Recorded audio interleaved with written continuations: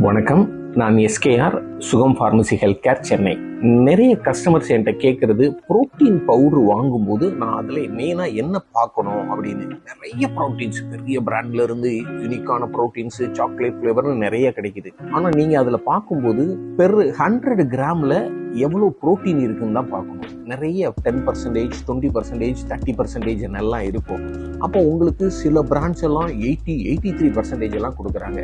சில பிராண்ட்ஸ் பார்த்தீங்கன்னா 15% தான் இருக்கும் பெர் 100 கிராம்ல. அது ரேட் ரொம்ப காஸ்ட்லியாகவும், சிலர் நிறைய பர்சன்டேஜ் 40-50% கொடுக்குறவங்க கம்மியாகவும் ரேட்டு கம்மியாகவும் இருக்கும். நீங்க பிரைஸ்ன்னு பார்க்கறத விட எவ்வளவு புரோட்டீன் கண்டென்ட் இருக்கணும் அப்படின்றத பார்த்துக்கோங்க. அதை பார்த்து நீங்க சாப்பிடும்போது என்ன ஆகும், ஒரு வேளை சாப்பிட்டாலும் அது உங்களுக்கு நல்ல பலனை, நீங்க எதிர்பார்க்கிற நோக்கத்துக்கு உண்டான பலனை அது நிச்சயமா கொடுக்கும். தேங்க்யூ.